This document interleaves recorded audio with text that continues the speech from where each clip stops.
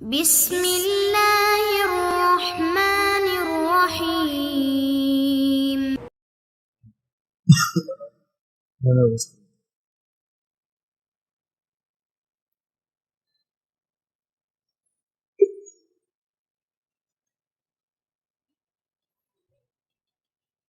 بسم اللہ الرحمن الرحیم. نحمده ونصلي على رسوله الكريم. اما بعد. صحابہ کرام کے جو سفر ہوئے ہیں ان تمام اسفار میں سب سے زیادہ مشکل ترین جو سفر تھا حضور پاک صلی اللہ علیہ وسلم کے ساتھ وہ تبوک کا سفر. تو تبوک کے سفر کو اللہ تعالیٰ نے 11واں پارہ جو شروع ہوتا ہے اس کو قائم کیا. یہ ایسے وقت میں ہوا یہ سفر شدید گرمی تھی اور فصلیں پکی ہوئی تھی, کھجوریں تیار تھی, کیونکہ ان کی معیشت کا سارا دار و مدار انہی چیزوں پر تھا. سال بھر کی محنت ہوتی تھی.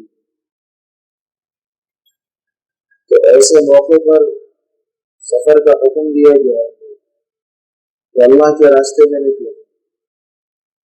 سخت ترین گرمی, فصل تیار ہے اور تبوک کی طرف جانا ہے. اور مقابلے پر کون آیا ہے؟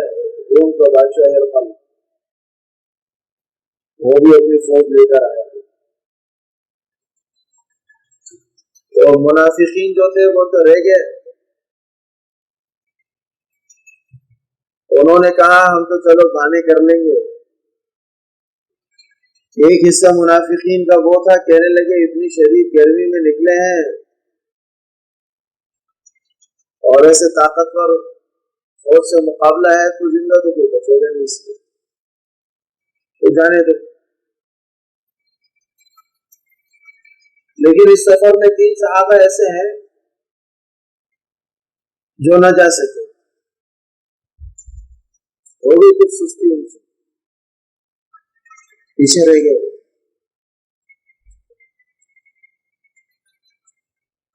تو یہ اتنا سخت ترین سفر تھا کہ چھالے پڑ گئے صحابہ کرام کے پاس.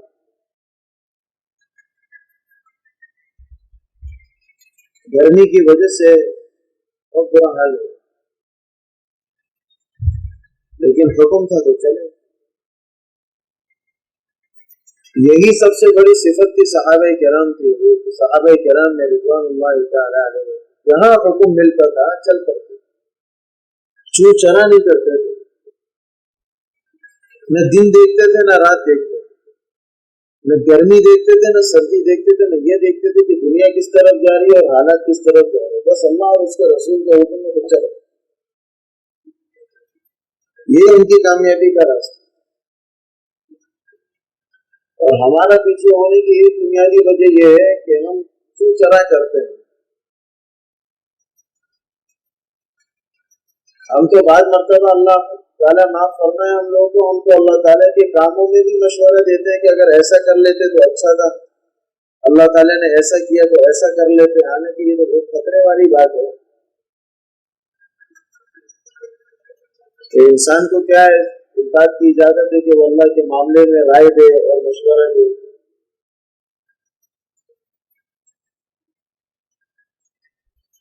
بہرحال اللہ پاک کا کرنا ایسا ہوا کہ روم کے بادشاہ نے اپنے خاص لوگوں کو بلایا اور کہا کہ دیکھو بھائی, یہ تو تم سب کو پتا ہے کہ یہ برحق اللہ کے نبی ہیں, اس کو تو تم بھی مانتے ہو ہم بھی مانتے ہیں, اقرار نہیں کرتے ہم. عیسائی تھا یہ. اور کہا کہ دیکھو یہ بھی تم لوگوں کو معلوم ہے کہ جو بھی نبی کے مقابلے پر آیا کبھی اس کو فتح نہیں ہوئی, اللہ کی مدد اس کے ساتھ ہوتی ہے. اب اگر ہم ایسے ہی واپس ہوتے ہیں تو ہماری فوج ہم سے پوچھے گی کیوں بھائی واپس کیوں ہوئے. تو آپ کوئی ایسا بیچ کا راستہ نکالو تاکہ ہماری بھی عزت برقرار رہے.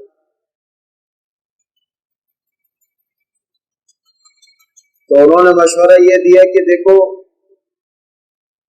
یہ جو نبی علیہ السلام ہے یہ کبھی بھی پہل نہیں کرتے جنگ میں خودتے کبھی پہل نہیں کریں گے. ہاں دشمن جب پہل کرتا ہے تو پھر اس کے دفاع میں نکلتے, تو ہم بھی پہل نہیں کرتے, بیٹھے رہیں گے کچھ وقت کے بعد پھر کہیں گے بھائی وہاں سے تو کچھ ہو ہی نہیں رہا, تو چلو واپس ہو.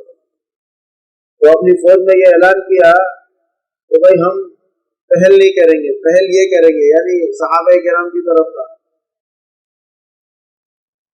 اور حضور علیہ السلام کی عادت مبارکہ یہ تھی کہ خود پہل نہیں کرتے. کچھ دن تک رہا, اس کے بعد کہاں واپس ہوتے. تو اس حکم کو پورا کیا, اللہ پاک راضی ہو. اصل مقصد ہے اللہ کے حکم کو پورا کرنا, اس کا مکلف بنایا ہے اللہ پاک نے مسلمان کو. نتیجہ آئے نہ آئے اس سے کوئی اس کو سروکار نہیں ہے. اس کا کام کیا ہے؟ اللہ کے حکم کو پورا کرنا.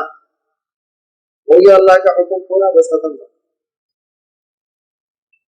اللہ پاک کی طرف سے حکم کا چلو تب چلے گئے, نہیں ہوئی جنگ ختم ہو گئی, لیکن حکم پورا ہوا چلے. یہ کسی نے نہیں کہا کہ شدید گرمی ہے, فصلیں تیار ہیں, ایسے موقع پر ہم کیسے نکلیں, نہیں, کسی نے چو چلا نہیں. اور 11واں پارہ جو شروع ہوتا ہے اس میں اللہ تعالیٰ نے فرمایا کہ اب آپ جب مدینہ پہنچیں گے تو یہ منافقین آئیں گے, آپ کے پاس ہیلے بہانے بنائیں گے. کوئی کہے گا گھر میں بیماری تھی, کوئی کہے گا کہ میں سفر میں جا رہا تھا, کوئی کیا کرتا. سب جھوٹے ہیں. یا تجربہ نہیں لے کے تو ملے گی, یہ عذر پیش کریں گے آپ کے سامنے جب آپ لوٹیں گے مدینہ منورہ کی طرف. اللہ تعالیٰ آپ کہہ دیجیے ہیلے بہانے نہیں کرو ہمارے سامنے, کوئی عذر پیش کرنے کی ضرورت نہیں ہے. اللہ نے مجھے سب کچھ بتلا دیا. جھوٹ بولتے تھے.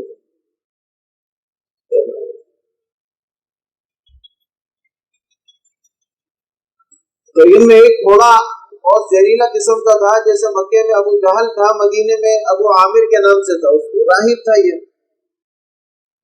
پہلے یہودی ہوا. یہ بعض انسانوں کی فطرت جو ہے نا بچھو کی طرح ہوتی ہے, جتنا بھی سمجھاؤ ان کو اس کا کام ہی ڈنگ مارنا.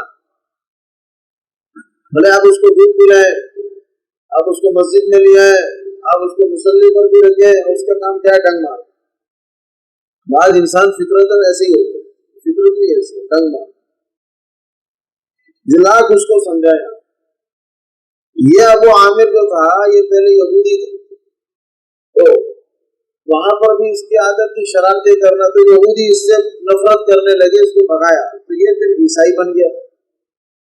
عیسائی بنا تو عیسائی کے بعد پھر راہب بن گیا. یہ تو بدر سے لے کے, تو بدر کا جو مارکا ہوا, بدر سے لے کے تبوک تک جتنی بھی جنگیں ہوئی, اس میں بس کچھ اس کا ہاتھ. یہودیوں کو, عیسائیوں کو, مشرکین کو یہ ابھارتا تھا کہ تیاری کرو محمد کے مقابلے میں صلی اللہ علیہ وسلم. یہ جو تبوک کے سفر میں جو بادشاہ روم کا آیا ہرقل, اس کے پاس بھی یہی کیا تھا خفیہ طور پہ یہ ابو راہب ابو عامر, اور اس نے کہا کہ تیاری کرو تم. اور ہم بہت تنگ آ گئے ان سے, حضور علیہ السلام کی طرف اور صحابہ کی طرف آنا. تم اپنی فوج تیار کرو, پیچھے سے ہم بھی بندے اپنے بھیج دیں گے, ایک بار کی ان پر حملے کرو. تو اس شخص نے یہ کام کیا جس کو اللہ پاک نے اسی 11ویں پارے میں بیان کیا ہے دوسرے رکوع میں, کہ جس وقت حضور علیہ السلام نے ہجرت فرمائی مدینہ منورہ, تو آپ سب سے پہلے قبا بستی میں رکے, 14-15 دن وہاں اپنے قیام فرمائے. تو آپ مغموم رہے. صحابہ نے پوچھا آپ کیوں پریشان ہیں, ہجرت کی وجہ سے پریشان ہے یا پیچھے گھر والے یاد آ رہے؟ آپ نے فرمایا نہیں, اس وجہ سے پریشان نہیں ہوں گے بھائی, مجھے فکر اس بات کی کوئی ایسا سلسلہ ہو جاتا ہے کہ ہم سب مسلمان ایک ساتھ نماز پڑھتے.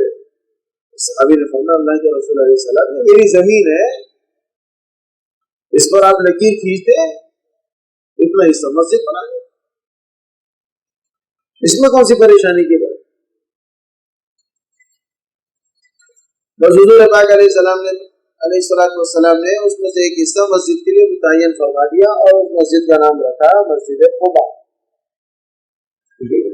ابھی بھی ہے، لوگ زیارت کرتے ہیں. اللہ کے رسول علیہ السلام نے مدینہ منورہ تشریف لانے کے بعد سب سے پہلے مسجد کی بنیاد رکھی اور فرمایا کہ مسجد کو آباد کرو.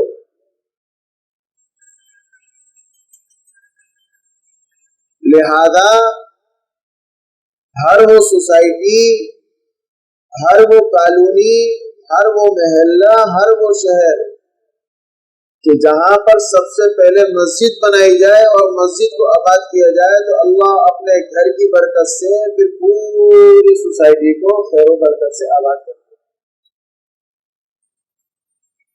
اور جہاں پر اللہ کے گھر کو توجہ نہ دے، بستی والے اپنی محلات بنانے میں لگے رہے، اللہ کے گھر کو ایسا خستہ اور ویران چھوڑ دے اور التفات بھی نہ کرے، توجہ بھی نہ دے، چلنے دو، تو اللہ پاک ان کے لیے اتنی مشکلات پیدا کر دیتے ہیں، اتنی مشکلات پیدا کر دیتے ہیں کہ آپ اپنی زندگی میں مشاہدہ کر لیں.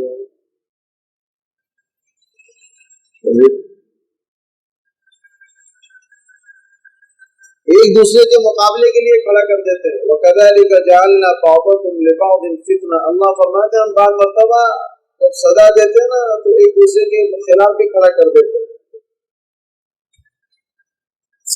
اس لیے حضور علیہ السلام نے سب سے پہلے کیا کیا؟ مسجد کی بنیاد رکھی. اور اس مسجد کے بارے میں اللہ تعالیٰ نے فرمایا لَمَسْجِدٌ أُسِّسَ عَلَى التَّقْوَى.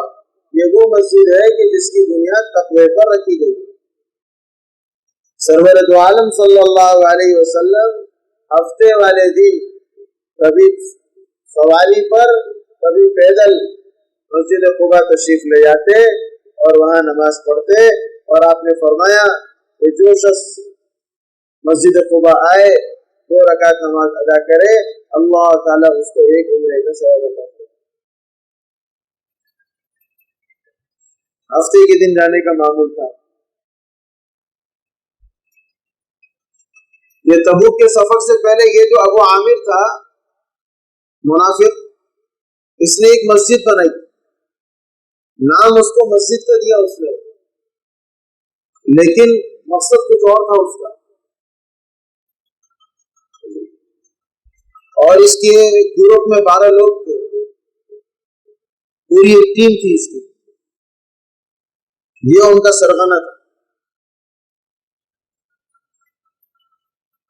تو وہ جو مسجد کا نام اس نے دیا اور جو بنائی وہ مقصد اس کا یہ تھا جس کو اللہ نے قرآن کریم میں 11ویں سپارے میں بیان کیا کہ در حقیقت مسلمانوں میں تفرقہ پھیلانے کے لیے اور اپنے منصوبے بنانے کے لیے انہوں نے یہ جگہ بنائی تھی. تو پھر جب یہ مسجد انہوں نے بنائی تو انہوں نے کہا کہ بھائی اب آس پڑوس کے مسلمان تو کبھی آئیں گے اس مسجد میں نماز پڑھنے کے لیے کہ اس مسجد کا افتتاح ہم حضور علیہ السلام سے کرائیں، آپ سے کہیں آپ تشریف لے آئیں اس مسجد میں نماز پڑھائیں، اور ہم کہیں گے کہ مسجد قباء جو ہے وہ ذرا کچھ فاصلے پر ہے، ہم میں کچھ بیمار ہیں، بوڑھے ہیں، جا نہیں سکتے، تو ہم نے کہا چلو بھائی اپنے محلے میں ایک مسجد بنا دو. تو حضور پاک علیہ السلام کے پاس تشریف لائے اور کہنے لگے مسجد بنائی ہے ہم نے، آپ تشریف لے آئیں اس کے افتتاح کر لیں. آپ نے فرمایا بھائی میں تو اس وقت سفر کی تیاری میں ہوں تبوک کی طرف، جب سفر سے واپس آئیں گے تو پھر آ جائیں گے تمہاری مسجد میں. اور کہا اس لیے تعمیر کی ہے تو مشکل ہو جاتی ہے اور مسجد ذرا فاصلے پر ہے. تو اس پر اللہ تعالیٰ نے آیتیں نازل فرمائی. حضور علیہ السلام سے فرمایا لا تقم فیہ ابدا، مت چاہیے گا اس مسجد میں، نہ اس میں کھڑے ہوئیے گا. فرمایا وہ مسجد نہیں ہے، وہ فساد کا گھر ہے. ساری حقیقت اللہ نے کھول دی.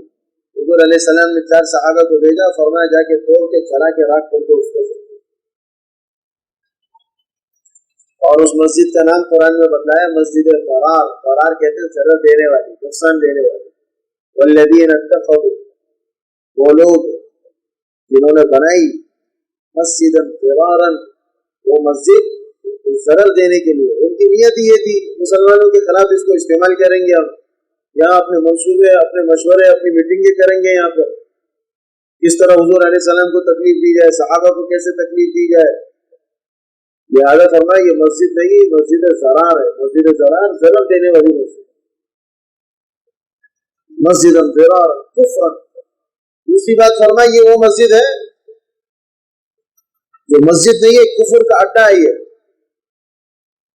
اللہ کے دشمن یہاں آ کے بیٹھیں گے۔ اور تیسرا مقصد اللہ نے بیان فرمایا کہ کس لیے بنائی انہوں نے، تفریقا بین المؤمنین، مسلمانوں میں تفرقہ پیدا کرنے کے لیے، شبہات و شبہات پیدا کرنے کے لیے،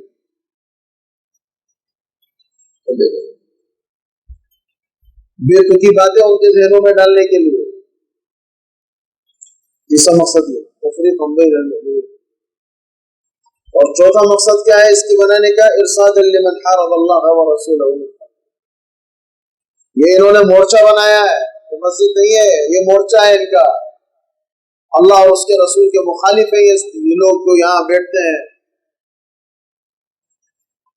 یہ لاکھ آپ کے سامنے قسمیں کھائیں، صفائی بیان کرے، اللہ تعالیٰ فرماتے ہیں میں گواہی دیتا ہوں یہ جھوٹ بولتے ہیں آپ سے، اب ان کی باتوں میں نہیں آنا، ان کی قسموں میں نہیں آنا، یہ لاکھ قسمیں کھائیں آپ کے سامنے، واللہ یشہد انہم لکاذبون، اللہ تعالیٰ گواہی دیتے ہیں کہ یہ جھوٹے ہیں۔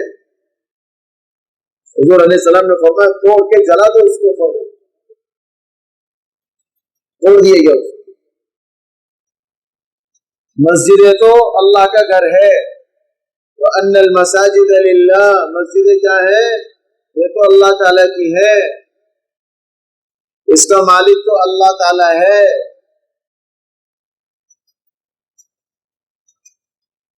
چاہے مسجد کچی ہو یا پکی ہو، پہاڑی پر ہو، شہر میں ہو، دیہات میں ہو، چھوٹی ہو یا بڑی ہو، نام مسجد کا پڑ گیا، 5 وقت کی نماز ہوتی ہے، اللہ کا گھر ہے یہ۔ اللہ کے گھر میں آنے میں کسی ایمان والے کے لیے روک ٹوک نہیں ہے۔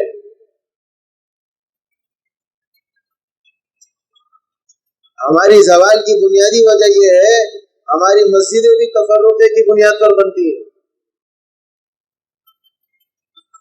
ہمارے یہاں مسجدیں بھی فرقے کی بنیاد پر بنتی ہے، مسجدوں کے خطبے بھی فرقے کے نام پہ رکھے جاتے ہیں، تو جس کی بنیاد ہی ایسی ہو اس مسجد سے کیا خیر پھیلے گی؟ 1.25 لاکھ صحابہ کرام ہیں، ارے بھائی کسی ایک صحابی کے نام پہ مسجد کا نام رکھ لو، 1.25 لاکھ صحابہ ہیں، 1.25 لاکھ صحابہ میں کسی صحابی کا نام سمجھ میں نہیں آتا، اور فرقوں کا نام رکھنے کی کیا ضرورت ہے اس میں؟ مسجد کا نام رکھو، مسجد عبد الرحمن ابن عوف، مسجد حسن، مسجد حسین، مسجد عثمان، مسجد عمر، مسجد ابو ہریرہ، ختم ہے، یہ سنگ بنیاد ہے اس تاریخ کو، اس کی بنیاد رکھی وہ ختم ہو گیا، آگے پیچھے اور چیزیں لگانے کی ضرورت ہی کیا ہے؟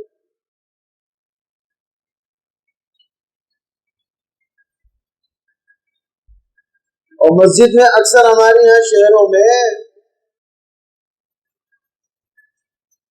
جو باتیں ہوتی ہیں ممبر پر، اکثریت فرقے کی بنیاد پر ہوتی ہے۔ سب سے بڑا نقصان یہ اللہ پاک اس آیت میں کیا فرما رہے کہ اس مسجد بنانے کے ان کے ایک مقصد کیا تھا، تفریقا بین المؤمنین، مسلمانوں میں تفرقہ پیدا کرنا، مسلمانوں میں دھڑے بنا دینا، مسلمانوں میں جماعتیں بنا دینا، تقسیم کر دو مسلمان۔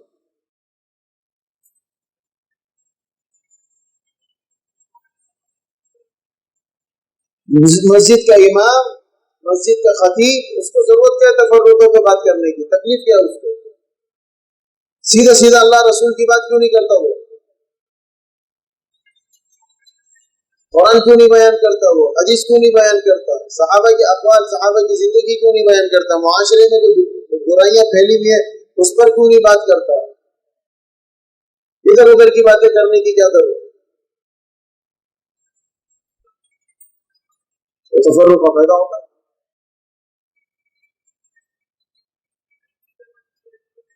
اور اتنا لوگوں کے دلوں میں اتار دیا ہے کہ اگر اللہ معاف فرمائے، اگر کوئی آ جائے اس مسجد میں جو کسی فرقے کی بنیاد پر ہو، تو وہاں کے نمازی جو ہوتے ہیں یا دوسرے جو وہاں کے مسجد والے ہوتے ہیں، وہ اس نئے آنے والے نمازی کو ایسا گھور کے دیکھتے ہیں جیسے کہ پتہ نہیں ان کا پیسہ لے کے بھاگا ہی.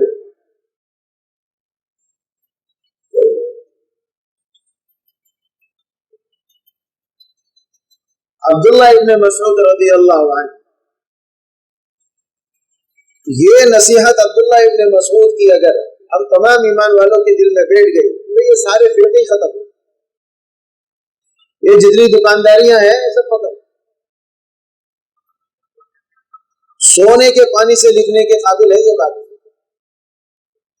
تمام فساد کی جڑ کاٹ دی انہوں نے، دروازے ہی بند کر دیا. عبداللہ ابن مسعود رضی اللہ عنہ فرماتے ہیں دین پہ چلنا ہے، دین کے مطابق زندگی گزارنی ہے، اور اس بات کو معلوم کرنا ہے کہ میں جو کام کر رہا ہوں واقعی دین کا ہے یا نہیں ہے یہ. تو اس کے لیے آپ نے فرمایا صحابہ کرام کی زندگی کو دیکھو. کس کو فرمایا؟ صحابہ کرام. یہ نہیں فرمایا کہ مولانا صاحب کو دیکھ لو، خطیب صاحب کو دیکھ لو، مفتی صاحب کو دیکھ لو، سمجھے کہ نہیں، قاضی صاحب کو دیکھ لو، کسی کو نہیں دیکھو. کس کو دیکھو؟ صحابہ کرام کو دیکھو. 1.25 لاکھ کے قریب صحابہ گزرے، حضور علیہ السلام کے براہ راست شاگرد رہے. سب سے عبداللہ ابن مسعود فرماتے سب سے زیادہ گہرے علم والے ہیں یہ، ان کی تربیت حضور علیہ السلام نے کی ہے، ان کا تزکیہ اللہ کے رسول علیہ السلام نے کیا ہے، اللہ کے رسول علیہ السلام کی نگاہیں پڑی ہیں،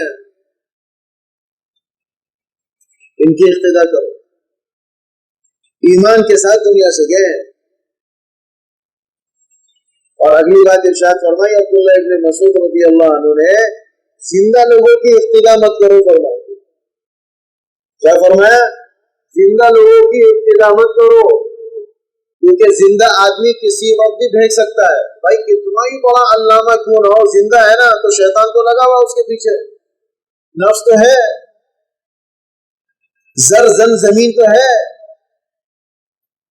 ابھی کچھ دن پہلے تفسیر میں وہ بلعنبر ابن باغورہ کا واقعہ گزرا. کتنا بڑا آدمی تھا، وہ ہاتھ اٹھاتے تھے تو دعا قبول ہو جاتی تھی. اتنا بڑا آدمی پھسل گیا نا مال دیکھ کے. اللہ نے کیا مثال دی؟ فرمایا اس کی مثال کتے کی طرح ہے. بتاؤ وہ آدمی جو آسمان تک پہنچا تھا اٹھا کے اس کو زمین پر پٹک دیا. کس وجہ سے پٹکا؟ وہ مال کی وجہ سے. کیا خوبصورت بات کہی عبداللہ ابن مسعود رضی اللہ عنہ. فرمایا زندہ لوگوں کی اقتدا مت کرو، زندہ آدمی تو کسی وقت بھی پھسل جائے گا. فرمایا زندہ آدمی کے تو خاتمے کا پتہ نہیں ہے، خاتمہ کس حال میں ہوگا اس کا.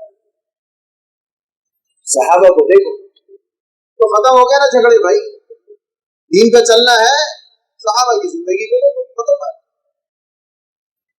اپنے کسی عمل کو پرکھنا ہے کہ واقعی یہ دین کے مطابق ہے کہ نہیں، تو 1.25 لاکھ صحابہ کرام کی زندگی میں دیکھو اسے.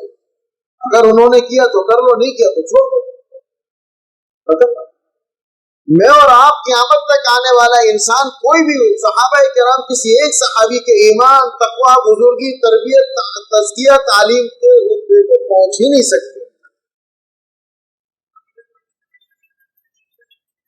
ان کے جوتے کو لگی ہوئی خاک کو نہیں پہنچ سکتے ہم تو. مقام رتبہ تو بہت دور کی بات. ان کو دیکھ کے چلے سارے جھگڑے ختم. یہ عبداللہ ابن مسعود رضی اللہ عنہ صحابی ہے کہ مسجد میں داخل ہوئے، مسجد نبی میں حضور علیہ السلام تشریف فرما ہے، صحابہ موجود ہیں. یہ ذرا کمزور سے تھے، بالکل پتلی پتلی ان کی پنڈلیاں تھی. اللہ کے رسول علیہ السلام نے فرمایا عبداللہ ابن مسعود کے مسجد میں داخل ہو. آپ نے فرمایا قیامت کے دن میزان عدل میں عبداللہ ابن مسعود کو تولا جائے گا، اس کا وزن ہوگا.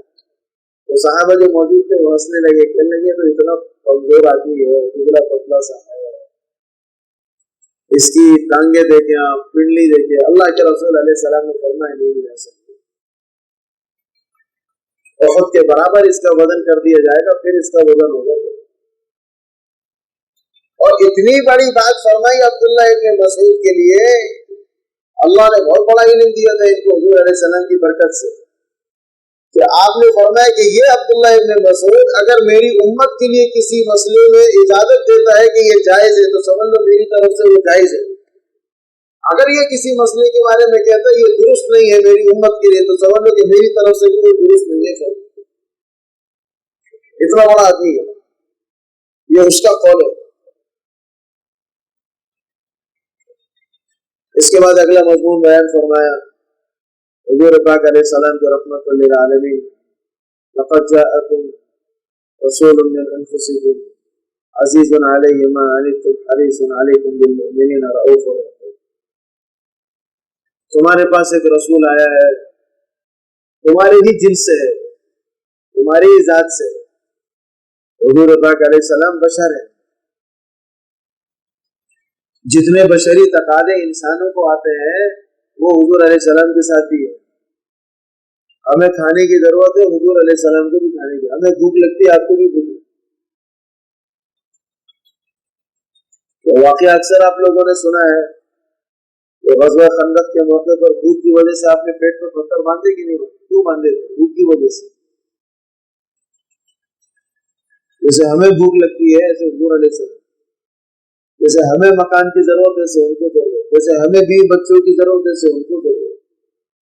اس لیے فرمایا لقد جاءکم رسول من انفسکم، ایک رسول آئے ہیں تمہارے پاس تمہاری ہی جنس میں سے، لیکن مقام رتبہ ان کا بہت اونچا، کائنات کی کوئی ہستی ان کے رتبے کو پہنچ نہیں سکتی۔ اور فرمایا ایمان والوں پر کیسے ہیں وہ، ما عنتم حریص، ایمان والوں کو جب تکلیف میں دیکھتے ہیں تو پریشان ہو جاتے، ایمان والوں کو جب تکلیف میں دیکھتے ہیں تو پریشان ہو جاتے۔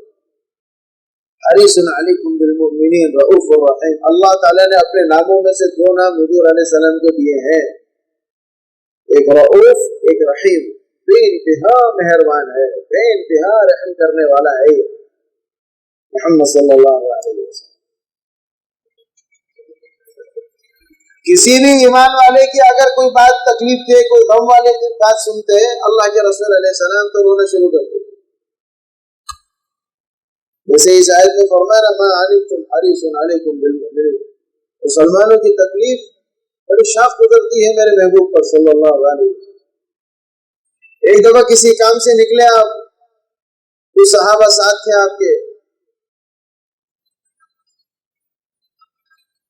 تو جس گلی سے گزرتے تھے وہ گلی والے پہچان لیتے تھے کہ اللہ کے رسول علیہ السلام ہماری اس گلی سے گزرے ہیں، کیونکہ آپ جس راستے سے جس گلی سے گزرتے تھے نا تو وہ گلی اور وہ مقام جو تھا وہ خوشبو سے مہک جاتا تھا، خوشبو آتی تھی وہاں سے،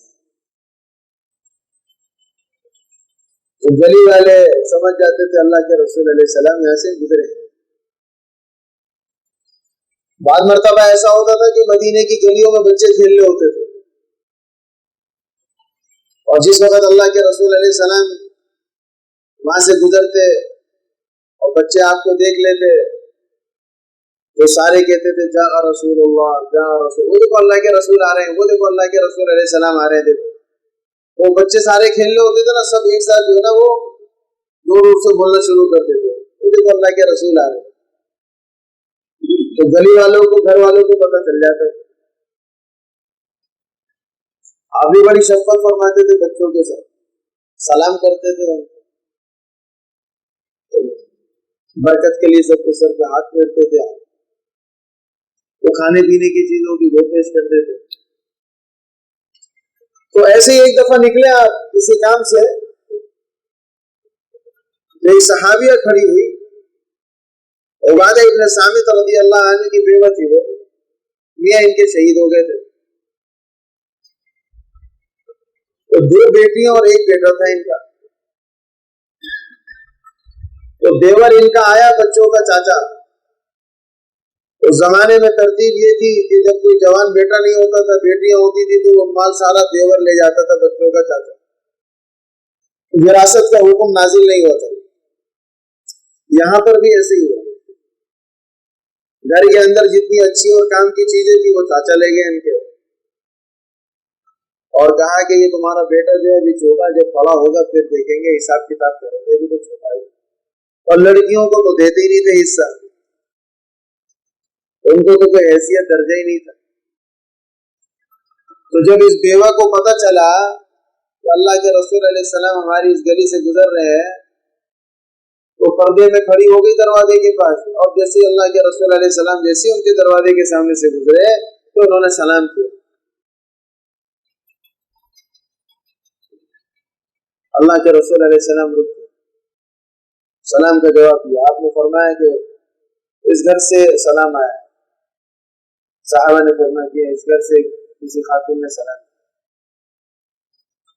اب واپس ہوئے، اس کے دروازے تک پہنچے. آپ نے فرمایا کون ہو؟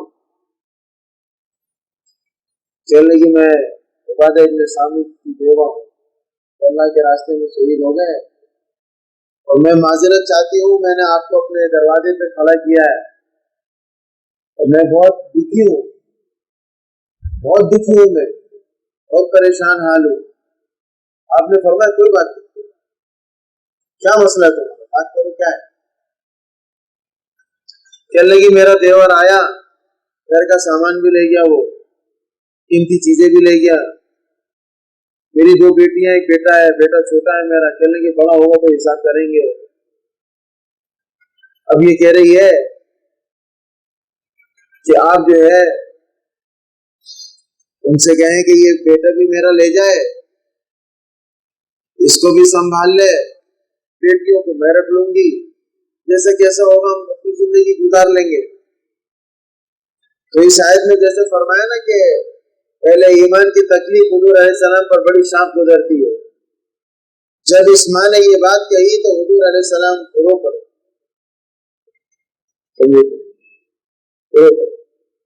آنکھوں سے آنسو آئے. جس کام کے لیے جا رہے تھے وہاں گئی نہیں، صدمہ اتنا ہوا کہ واپس گھر تشریف لے.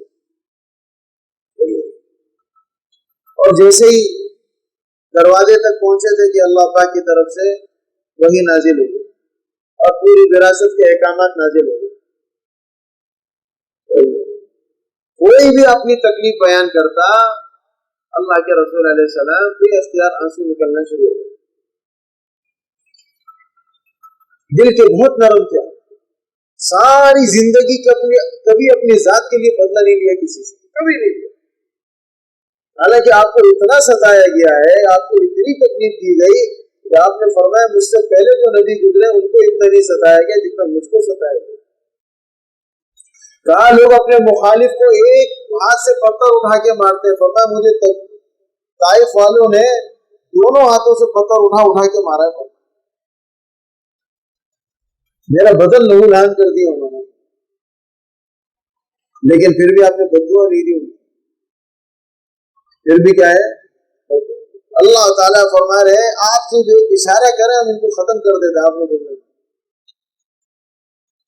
یہ نہ سمجھے، سمجھتے نہیں. اللہ ان کی اولادوں میں کسی کو بنا دے گا ہدایت والا. تو ایسا مشفق، ایسا محسن، ایسا رؤوف الرحیم پیغمبر ہمیں اللہ نے دیا ہو، اللہ نے دیا ہم کو، تو یہ کتنی بے وفائی ہے امت کی طرف سے کہ ایسا مشفق، ایسا محسن، ایسا منعم پیغمبر محمد صلی اللہ علیہ وسلم کہ ان کے طریقے کو چھوڑ کر غیروں کے طریقوں کی زندگی گزاریں گے تو ان کو قبر میں کتنی تکلیف ہوتی.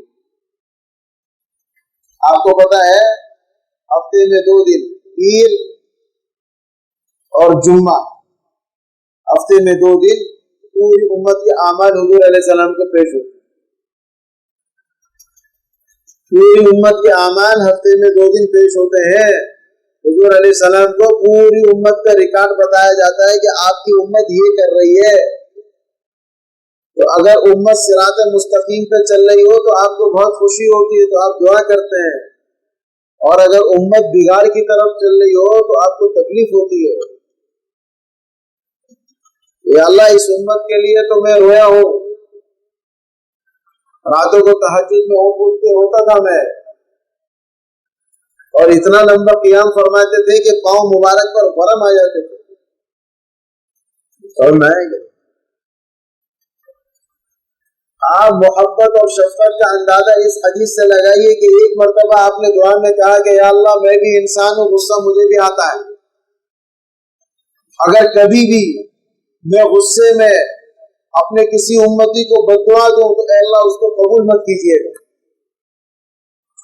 اب اس سے اندازہ لگا لیں کیا فرمایا، یا اللہ اگر میں غصے کی حالت میں اپنے کسی امتی کو بددعا دوں، یا اللہ اس کو قبول مت کیجیے گا، میں غصہ مجھے بھی آتا ہے، بلکہ فرمایا کہ میری اس بددعا کو دعا پر بدل دیجیے گا، میری اس بددعا کو دعا پر بدل دیجیے گا، پر میری بددعا اس کو لگائیے گا مت۔ اب بتائیے اس سے زیادہ اور شفقت کیا ہو سکتی ہے؟ اس لیے حضور علیہ السلام کے لائے ہوئے دین کو اپناؤ، حضور علیہ السلام کی سنتوں کو اپناؤ، سیکھو اس کو، ایسا عمل نہ کرو کہ پھر کیا خبر میں جب ہمارا عمل نامہ حضور علیہ السلام کو دکھایا جائے آپ کو تکلیف نہ ہو۔ یہ کر کیا رہی ہے؟ اتنا سمجھدار ہوتے ہوئے، عاقل بالغ ہوتے ہوئے، اچھے اور برے کی تمیز ہے، اور پھر بھی یہ گمراہی کی طرف چل رہا ہے، ایسا نہ۔ اس کے بعد سورہ یونس شروع ہوتی ہے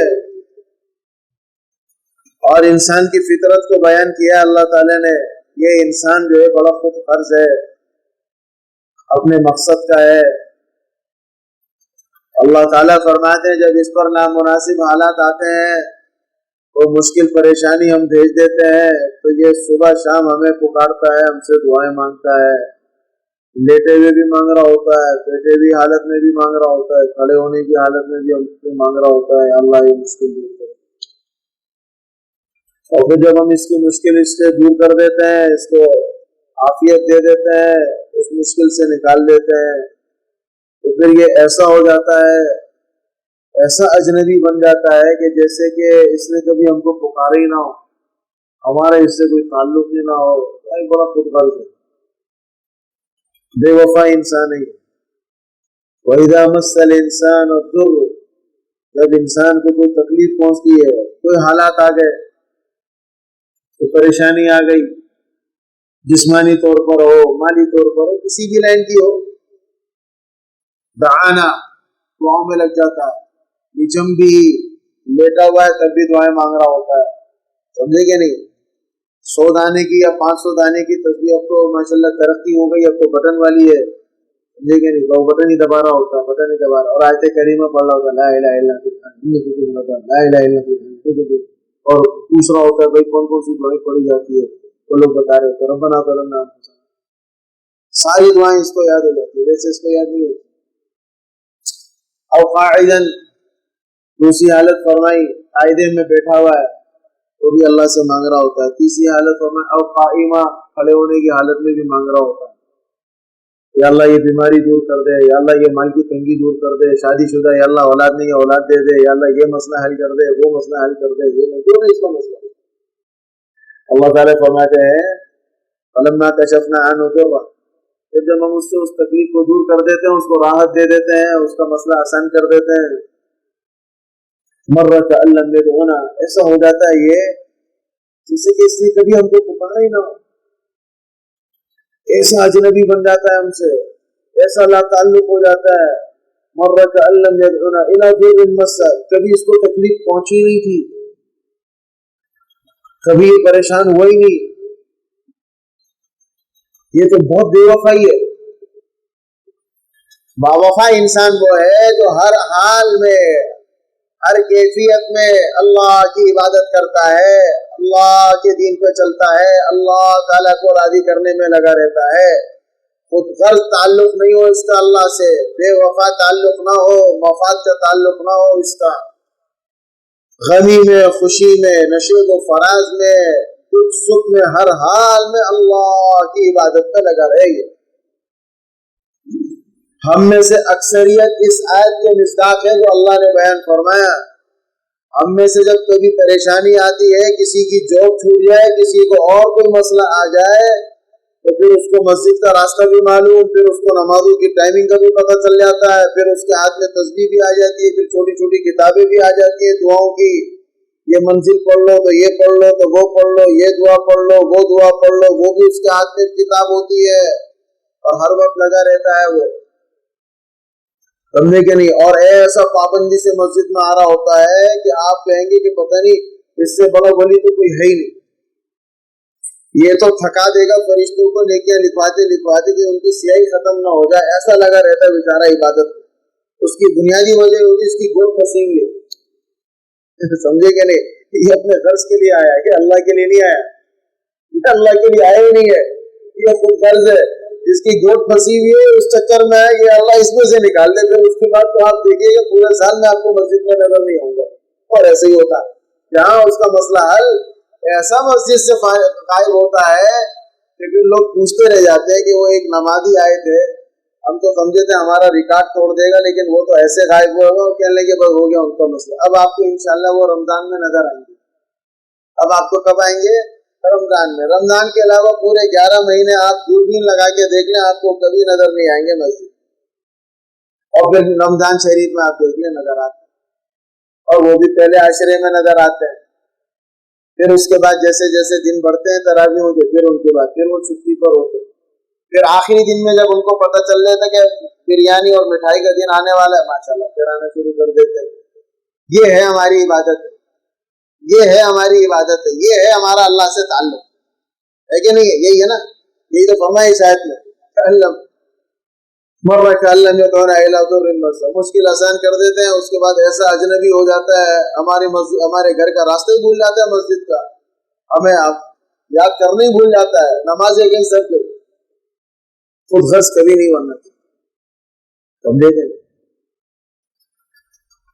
دن میں ایک مرتبہ صرف تنہائی میں 5 منٹ یہ سوچے کہ مجھ سے بڑا ناشکرہ کون ہوگا کہ اللہ پاک نے مجھ کو صحت دی ہے، عافیت دی ہے، برسر روزگار ہوں، گھر کے اندر مہینے بھر کا راشن ہے، میرے پاس سواری ہے، میں بسوں میں اور چنچیوں میں لٹک کے نہیں جاتا، ارے مجھے اللہ نے اتنی نعمت دی ہے، اور پھر میں اتنا خود قرض کہ میں مسجد بھی نہیں جاؤں نماز کے لیے، تو مجھ سے بڑا بے شرم تو کوئی ہے ہی نہیں پھر، اور اللہ مجھ کو روزی دے رہے ہیں، اور جو میں چاہتا ہوں وہ روزی اللہ مجھے اسباب اس کے بنا دیتے ہیں۔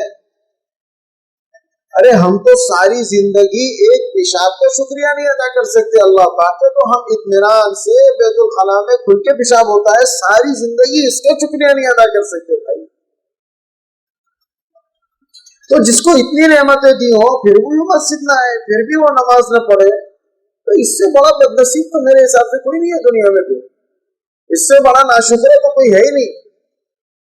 جس کو ساری نعمتیں اللہ نے دی ہو اور اذان کی آواز اس کے کانوں سے ٹکراتی ہو اور پھر بھی وہ نہ آئے، ایسا تو نہیں ہے کہ اللہ پاک اپنے گھر میں اس کی شکل دیکھنا بھی پسند نہیں کرتے اور اس کو آنے نہیں دے رہے، ایسا تو نہیں۔ غور کریے آدمی، کبھی اپنے دل سے پوچھے گھر میں کہیں ایسا بدبخت اور بدنصیب تو نہیں ہوا کہ اللہ مجھے اپنے گھر میں بلانے کی بھی توفیق نہیں دے رہے، کہ میں ان بدبختوں میں سے تو نہیں ہوں کہ اللہ پاک نے اپنے سامنے جھکنے کی توفیق بھی مجھ سے چھین لی۔ احساس پیدا ہوگا اس کو۔ پھر آخر میں اس پارے کے یونس علیہ السلام کی قوم کا واقعہ بیان فرمایا۔ یہ واحد قوم ایسی گزری ہے کہ جن پر عذاب کے آثار شروع ہوئے تو انہوں نے اللہ کے سامنے رونا گر گڑانا شروع کیا تو اللہ نے آئے ہوئے عذاب کو ہٹایا۔ اور قوموں کے ساتھ نہیں ہوا، اور قوموں پر جب عذاب آیا تو وہ اور اکڑ گئے اور تکبر کرنے لگے تو بس آ گیا ان پر عذاب۔ یونس بن متا علیہ السلام، اللہ تعالیٰ نے فرمایا کہ تمہاری قوم پر عذاب آنے والا ہے، حضرت نے فرمایا کہ عذاب آنے والا ہے لہذا میں پہلے نکل جاؤں، تشریف لے گئے۔ تو بہت بڑا لمبا واقعہ ہے، وہ انشاءاللہ 23ویں پارے میں آئے گا۔ پھر اگلے دن قوم نے دیکھا کہ یونس تو ہے نہیں علیہ السلام، ہمارے پیغمبر کہاں گئے؟ پتہ چلا وہ تو نکل گیا۔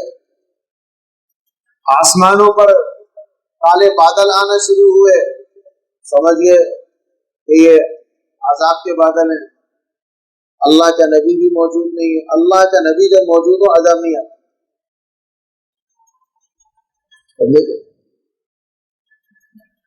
تو سمجھدار تھے، کہنے لگے بھائی سب کے سب اپنے گھروں سے نکل جاؤ، کوئی بھی گھر میں نہیں رہے گا، دودھ پیتا بچہ بھی ماں لے کر آ جائے باہر، بیمار ہو بوڑھے ہو سارے نکلو۔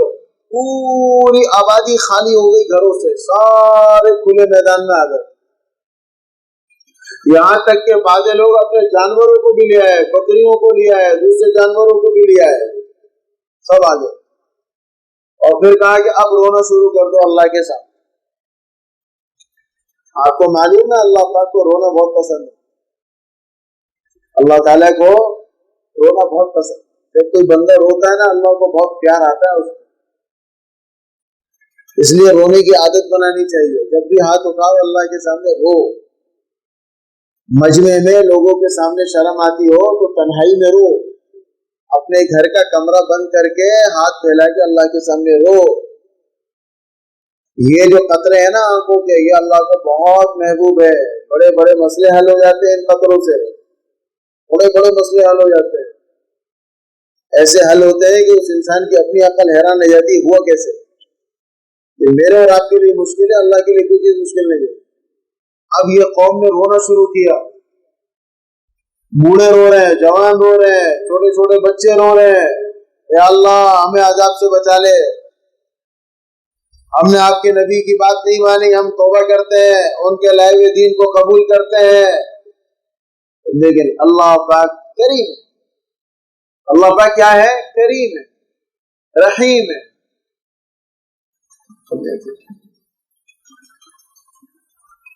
وہ قارون اور موسیٰ علیہ السلام کا واقعہ مشہور ہے، جب بہت تکلیف دی قارون نے موسیٰ علیہ السلام کو، اور ایک عورت کو مال دے کے کھڑا کر کے زنا کی تہمت جب موسیٰ علیہ السلام پر اس عورت نے لگائی تو یہ ناقابل برداشت تھی۔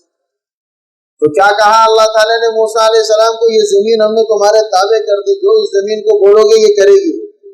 تو آپ نے زمین کو کہا قارون کو پکڑ لے، تو وہ دھنس گیا ٹخنوں تک، رونے لگا قارون،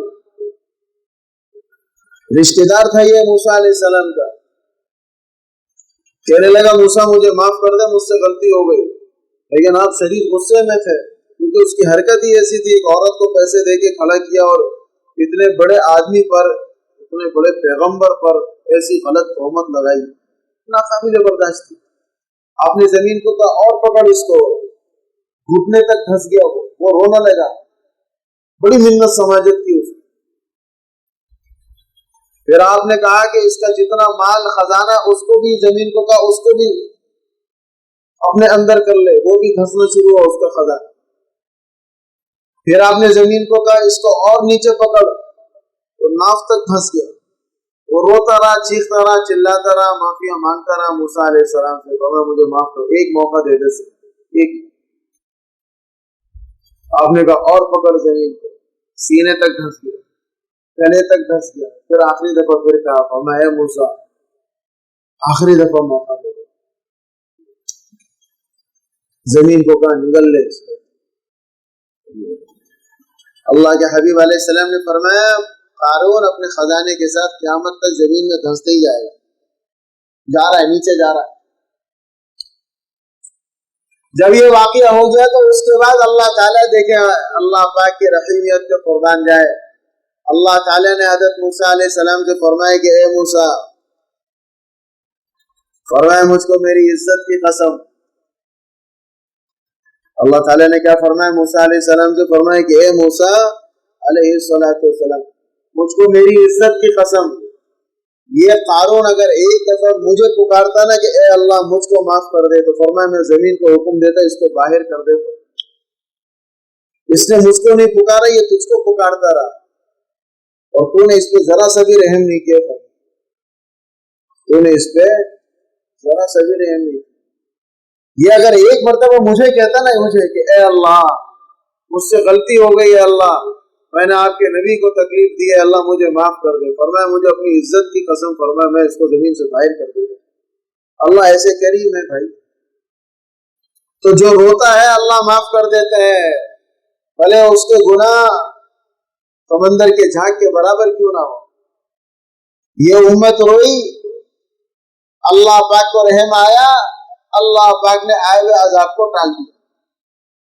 وہ جو آئے ہوئے بادل تھے وہ چھٹ گئے, صاف ہو گیا آسمان, سارے خوش ہو گئے.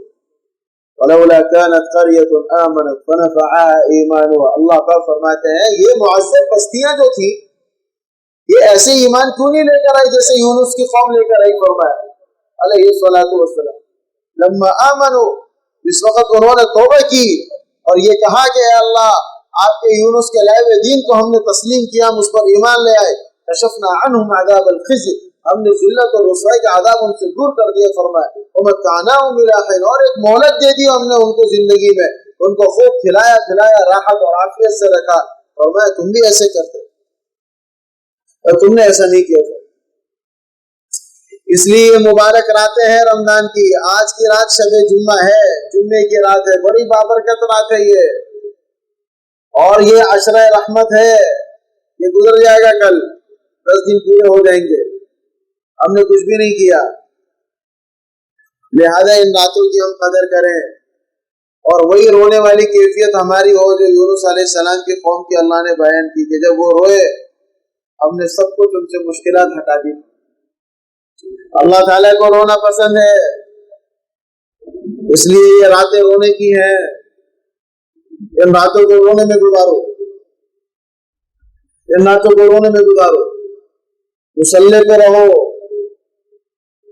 پھر نہ معلوم یہ راتیں ہمیں نصیب ہوتی ہے کہ نہیں ہوتی. اس لیے میرے بھائیوں اس کی قدر کر لو. ان راتوں کی کیا کر لیں, ہم قدر کر لیں. اللہ پاک ہمیں اس آئے ہوئے مہمان کی قدر کرنے کی توفیق نصیب فرمائے. اللهم إنا نسألك الهدى والتقى والعفاف والغنى.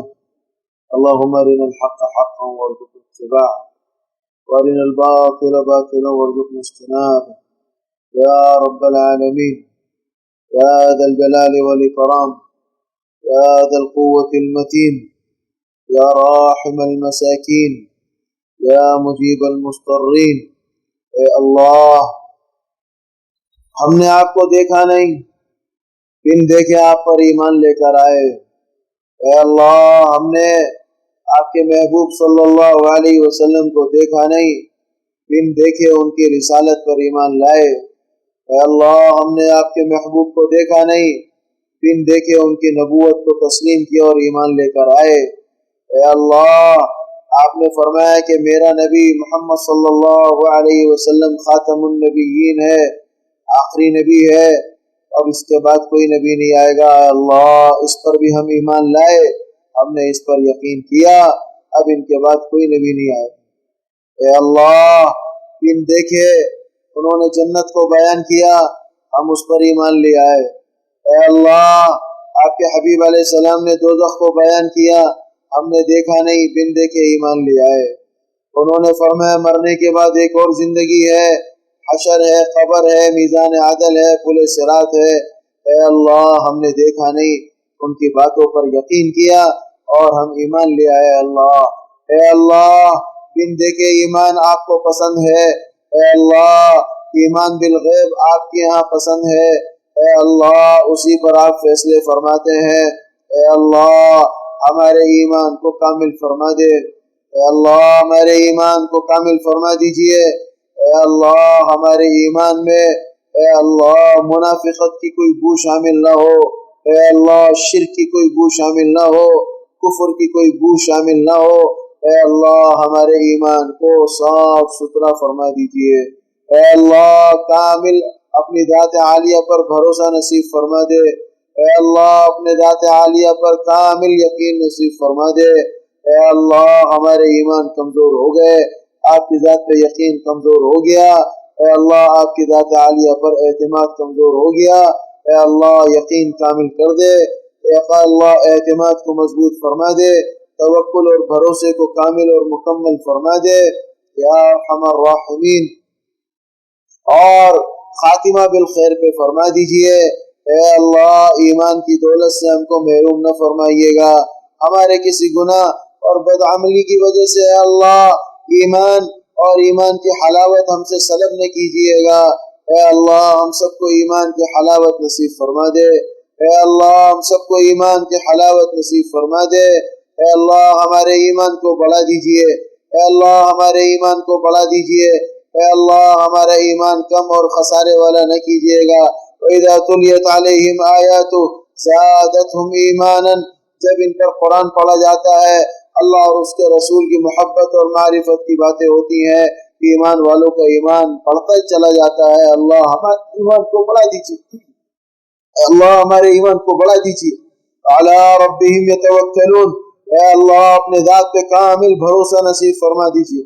یا اللہ اپنی محبت نصیب فرما دے، اے اللہ اپنی محبت نصیب فرما دے، اے اللہ دنیا کی محبت ساری خود غرضی پر ہے، اللہ اے اللہ محبت دنیا کی زوال پذیر ہے، اے اللہ دنیا کی محبت پر زوال ہے، اے اللہ دنیا کی محبتوں پر فناہیت ہے، آپ کی محبت خالص ہے، اے اللہ ہمارے دلوں میں اپنی محبت کو اتار دیجئے، اے اللہ اپنی معرفت نصیب فرما دیجئے، یا ذا الجلال والاکرام اپنی خشیت نصیب فرما دیجئے، اے اللہ اپنی پہچان نصیب فرما دیجئے۔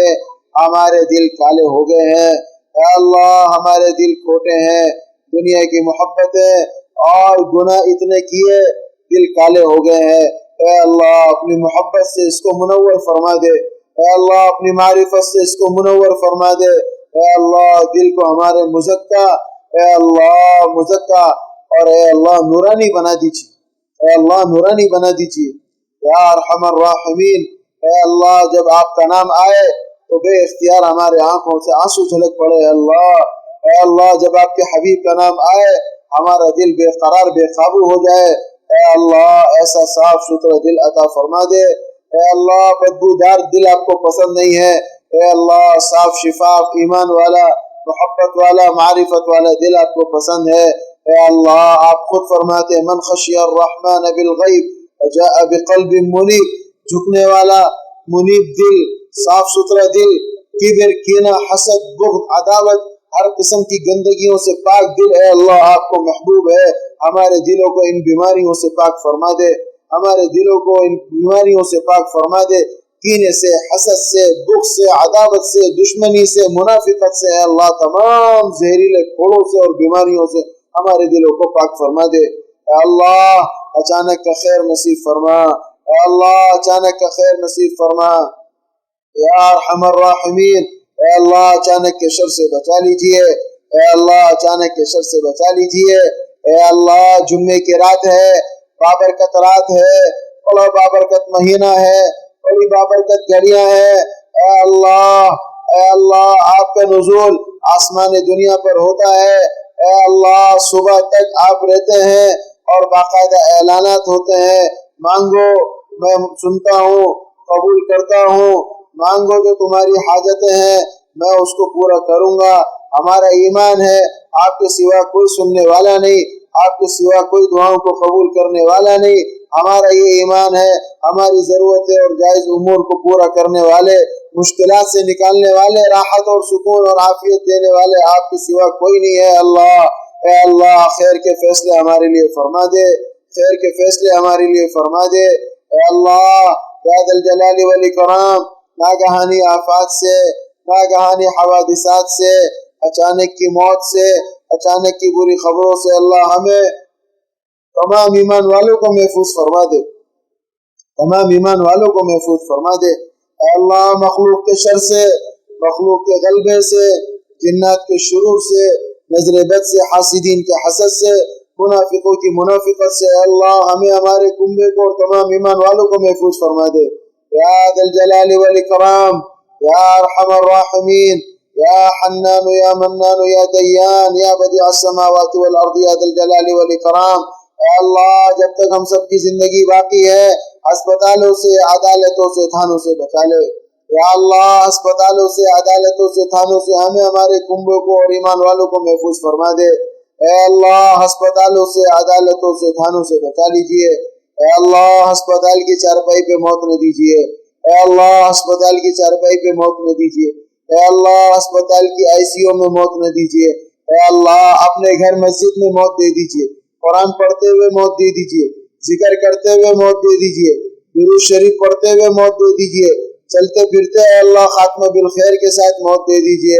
اسپتال کی چارپائی سے بچا لے، اسپتال کی چارپائی سے بچا لے یا ذا الجلال والاکرام۔ ہم کمزور ہیں، عاجز ہیں، بے بس ہیں، اے اللہ ہمیں، ہمارے کنبے کو اسپتالوں سے، عدالتوں سے، تھانوں سے بچا لے یا ارحم الراحمین۔ جو بیمار گھروں میں ہو، اسپتالوں میں ہو، سب کو صحت یابی نصیب فرما دے۔ اے اللہ آپ ہی کے حکم سے بیماری آتی ہے، اللہ آپ کے حکم میں شفا ہے، تمام بیماروں کو شفا نصیب فرما دے، تمام بیماروں کو شفا کلی نصیب فرما دے۔ اے اللہ اس مجلس میں جو بیمار ہوں، اے اللہ اپنے فضل و کرم سے صحت یابی نصیب فرما دے یا ارحم الراحمین۔ مستورات میں جو بیمار ہوں ان کو شفا کلی نصیب فرما دے، اے اللہ ان کو شفا کلی نصیب فرما دے۔ زاہد کی والدہ کو صحت نصیب فرما دے، گھٹنوں کی تکلیف ہے اللہ اس کو شفا پر مبدل فرما دے۔ ہڈیوں میں طاقت دینے والے آپ ہیں، ٹوٹی ہوئی ہڈیوں کو جوڑنے والے آپ ہیں، پھٹے ہوئے گوشتوں کو ملانے والے آپ ہیں، کھال کو چڑھانے والے آپ ہیں۔ اے اللہ جن کی ہڈیاں کمزور ہو گئی، اے اللہ جن کے جوڑ کمزور ہو گئے، اے اللہ ان کو توانائی عطا فرما دے، ان کو تقویت عطا فرما دے، بغیر سہارے اور محتاجی کے اللہ ان کو چلا دے۔ اے اللہ آپ کے لیے کیا مشکل ہے، اے اللہ آپ کے لیے کیا مشکل ہے، آپ کا معاملہ تو کن فیکون والا ہے۔ اے اللہ کھانے والی غذا، استعمال کرنے والی دوا ان بیماروں کے لیے شفا بنا دے، ان بیماروں کے لیے شفا بنا دے۔ اے اللہ جو گھروں میں ہو، اسپتالوں میں ہو، تندرستی نصیب فرما دے۔ اے اللہ ہمارے روزے قبول فرما، رات کے قیام کو قبول فرما۔ اے اللہ یہ عشرہ گزر گیا، اے اللہ ہم نے اس کی قدر نہ کی، اے اللہ غفلت میں گزرا ہے، اے اللہ ہمیں معاف فرما دے، اے اللہ ہمیں معاف فرما دے۔ اس عشرے کے روزے، اس عشرے کے نوافل، اس عشرے کے ذکر و اذکار کو اے اللہ ہر قسم کی ریاکاری اور دکھلاوے سے معاف فرما دے۔ اے اللہ ہر قسم کی ریاکاری، نام و نمود اور شہرت سے محفوظ فرما دے۔ اے اللہ ان عبادات کو اپنے دربار عالیہ میں اخلاص کے ساتھ قبول فرما لے، ہمارے ہر عمل میں اخلاص نصیب فرما دے، اور یہ باقی جو 2 عشرے رہ گئے ہیں اے اللہ یہ ہمیں نصیب فرما دے، اے اللہ یہ ہمیں نصیب فرما دے۔ اے اللہ ان باقی 2 عشروں کو خوب اہتمام کے ساتھ، عبادت کے ساتھ گزارنے کی توفیق عطا فرما۔ اے اللہ اس کی قدر کرنے کی توفیق عطا فرما۔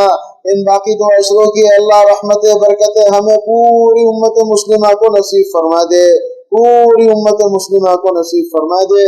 اے اللہ ہمارے رزق میں برکت عطا فرما، ہماری اولاد میں برکت عطا فرما، ہمارے مکان میں برکت عطا فرما، ہماری روزی سواری میں برکت عطا فرما، ہمارے جسم میں، خون میں، پٹھوں میں، ہڈیوں میں، جوڑوں میں اللہ برکت نصیب فرما۔